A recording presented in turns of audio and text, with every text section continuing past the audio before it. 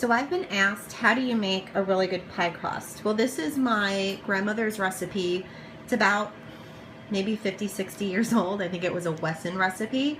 And you start with almost 2 cups of flour, and then you add a 1/4 cup of very cold water, pinch of salt, and then a 1/2 cup of oil.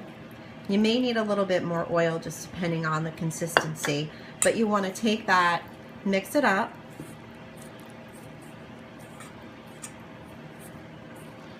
and you want it to feel like it's somewhat of a greasy consistency. You don't want it to be too doughy or floury, because if that's the case, it won't roll very well. And I can tell just by feeling this that I probably need to add a little bit more oil to it.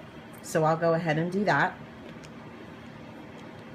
Okay, so now that I have the dough at the right consistency, and you can see it's really dense, you want to I take 2 pieces of wax paper and I put it in between the wax paper. So let's go ahead and roll this out. After rolling the dough out, you will want to go ahead, flip it over, and then place it in your pie plate, just like this. But you have to be really careful or easy, because you don't want, see how that pulls up? You have to be really careful that you don't take the pie crust with you. And I'm doing it one-handed, so it's a little bit tricky, but let's see. There we go.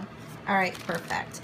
So just keep at that until all of the sides come up, and then what we'll do is we'll press it into your pie plate and then make a nice little opening for the apples to go in. Perfect. So once you get it in, you don't have to worry about the sides just yet, because we have another piece that's going to go on top here. So let's go ahead and dump our apples in. Okay, so what I do is I go ahead and peel my apples, core them, chop them up, and then I put them in a bowl with brown sugar, a little vanilla, a little water, and cinnamon, and I mix them up really good, and then I dump them in my pie shell. So it looks like, I mean, there's a lot of apples there, but that's okay because they're going to bake down when you put them in the oven. So let's go ahead and get the top piece on it. Okay, so once you've rolled out the top, just take the wax paper, put it right on over the top of the pie, peel it off, and then what we're going to do is we're going to take these edges, we're going to roll them under, and then tuck everything in. So we'll show you how that looks. So you just want to basically like mash it down, you know, with your fingers once we get all that in there. Right, so once you've tucked in all the edges, there you go. Now you want to aerate it a little bit. So let's say we'll do an A for apple, or A for Alisa. How about that?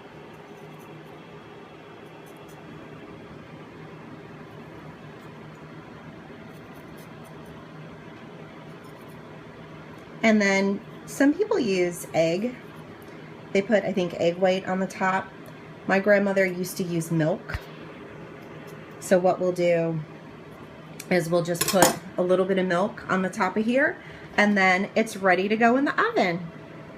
Right, so I just took the apple pie out of the oven. As you can see, it's nice and brown. It's got a nice little glaze to it, and I can hear it bubbling still. So it baked at 350 for about 45 minutes, 50 minutes.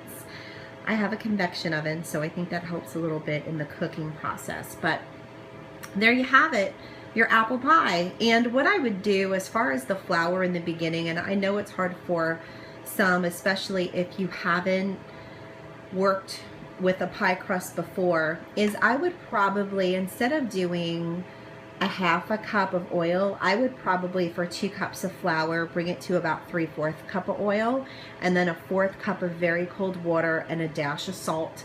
Mix it all together, and then you can go ahead and roll it out. That way it's not thick, and it's easier for you to handle and go ahead and you know, lay down in the pie shell. So happy baking, everybody. I want to see these apple pies.